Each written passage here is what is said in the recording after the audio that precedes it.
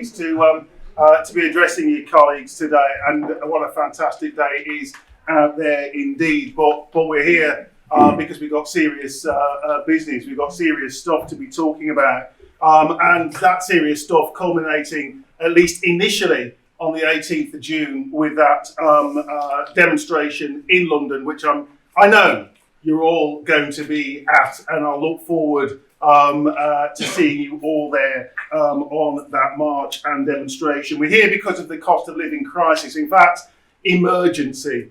That's what we're dealing with at the moment. We're here because of pay austerity. We're here because of rising levels of poverty, widening inequality within our society. We're here because of the cut to our public services. We're here because of rising levels of job insecurity and a government that's doing nothing about it. We're here because of our children and young people as well.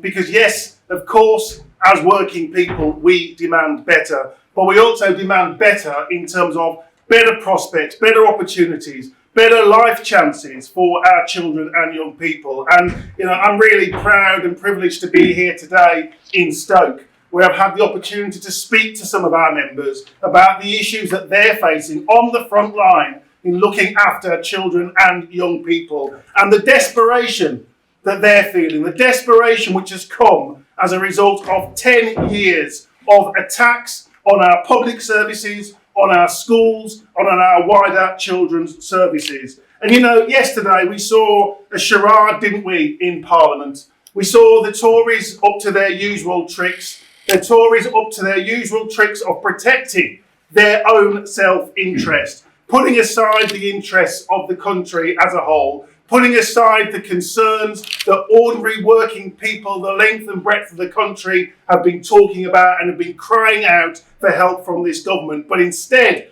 spending their time protecting the interests of the Prime Minister, Boris Johnson. Colleagues, we know that the Tories and this government can't be trusted to fix the problems that our members face.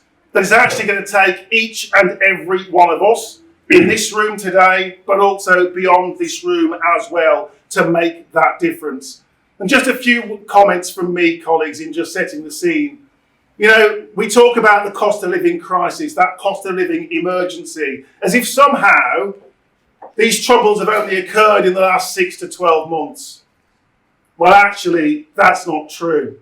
We know that's not true. It's been occurring over the course of the last 12 years. 12 years of an ideological assault on our public services. 12 years of an assault on our communities. It's no accident, colleagues. It's no accident when we see the massive cuts that we've endured to our public services, to our schools, 10% reductions in their real terms budgets, to our local authority children's services, cut by between 40 and 50% since 2010, when children with special educational needs and disabilities are denied the support that they require, when in the 5th richest economy in the world, we see more and more children going to school hungry, where parents are relying on food banks to feed their children. And it's not just parents. Our members, teachers, are also reporting that they are relying on using food banks. 2 out of 3 teachers are seriously concerned about their financial position. And that means more and more teachers likely to quit the profession, more and more teachers lost to supporting children and young people. Frankly, colleagues, that's not good enough.